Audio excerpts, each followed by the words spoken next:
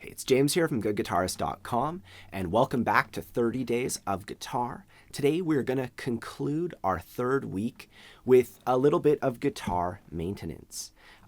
If you've noticed the pattern that we've been going by here, the first 6 days of the week we work on playing guitar, and then the seventh day we kind of take a break from the hardcore practicing elements of it, and we focus on something else that's just as important. And in this case, it's taking care of our guitar. We've been playing guitar for like 20 days now, and at this point, depending on when the last time you changed your strings, if you started on a brand new guitar 20 days ago, your strings are probably still in pretty good shape.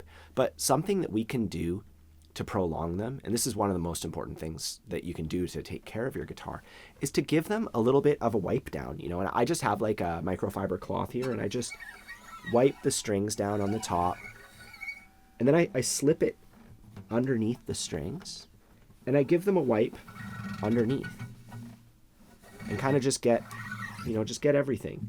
You could even like wipe down the part where your hand touches it, maybe wipe down the back of the neck. Just give it a little wipe down. If you have sweaty hands, you should definitely wipe down your guitar every time, like when you're about to put it back on the stand or back in the case. It's just going to help keep it, nice and clean, keep your strings from going like they're going to age, right? And this slows down the aging process a little bit and keeps them bright and shiny sounding. The other thing that you might not be at this point yet, but you might notice your guitar starts to sound kind of dull.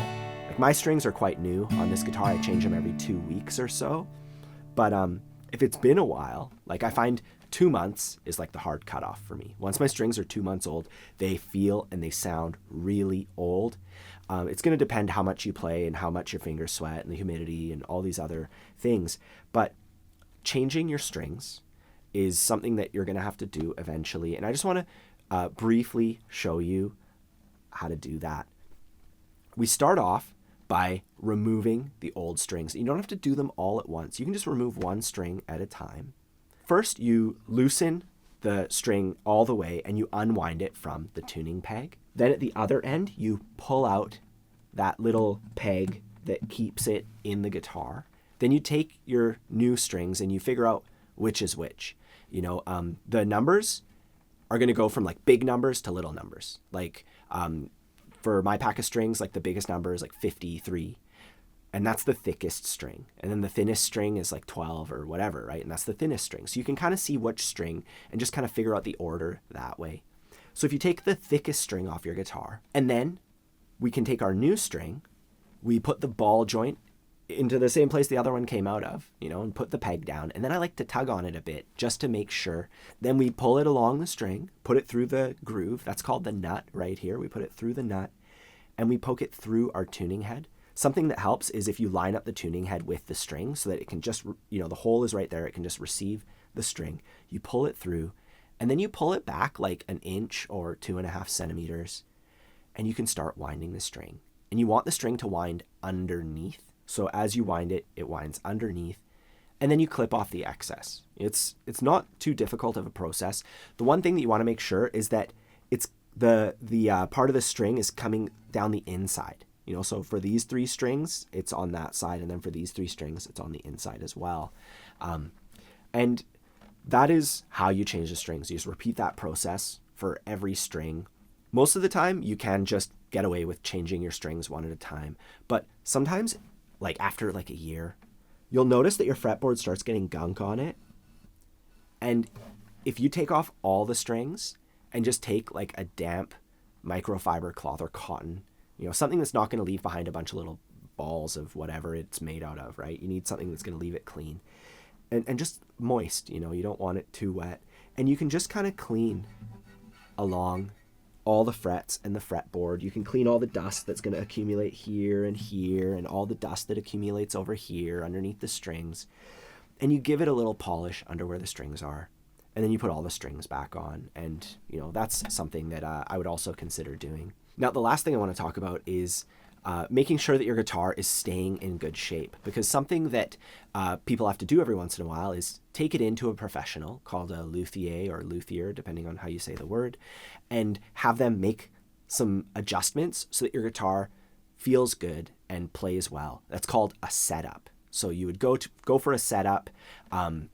It's really worth asking around and finding somebody really good. You know, I go on lots of like guitar forums and stuff. I'm super into guitar. I don't know if you noticed. And I've seen some really hack jobs. Like somebody will take pictures of their guitar and be like, oh, I brought it to my luthier. It feels weird. Did they do it right? And it's just like, who is your luthier? Like Jack the Ripper? But anyways, go somewhere credible, and you can have them make some adjustments to your guitar, you know, because there's lots of things that can go awry. Like I have a guitar where the frets are starting to pop up. So I got to go get somebody to glue them back down and, you know, make some adjustments there. The main ones, though, have to do with humidity. Where I live, the humidity is perfect, so my guitars all stay in good shape. I don't have to use a humidifier. But if you live in a dry climate, like if you live in Australia, your guitar is going to get dry. You know, if you live in Southeast Asia, it's really humid, and your guitar will get a little moist. And at that point, like the glue might warm up a little, and things can shift when the glue is warm. They'll shift ever so slightly, but that'll make a difference, right? And when your guitar gets dry, the wood will dry up and it could crack, it could push some of the frets out. There's all sorts of things that can happen, but those are like horror stories. In general, the biggest thing that you have to look out for that, you know, can just happen over time as your guitar adjusts to the climate that you live in is for the strings to get further away from the fretboard, kind of like that. You know, the neck will bow, and that's where the neck kind of bends like that. You can adjust it with the truss rod. There's like a piece of metal inside the neck that you tighten it, and it makes the neck go back down a little bit. But if you put it too far down, then the strings will get too close to the frets and they'll buzz, right? So that's the one thing that I would look out for is my guitar still easy to play? Does it still feel good? Does it still sound good? Is it buzzing? You know, what's going on here? And that's when you might want to have a professional look at it. You know, there's all sorts of things that can happen with your guitar. You could like look down the neck, make sure the frets aren't getting twisted or whatever, but that's pretty reaching woodworking territory, right? I have a book called The Guitar Handbook by Ralph Danier. I found it at my father-in-law's house. He, you know, collects books and guitars and stuff like that.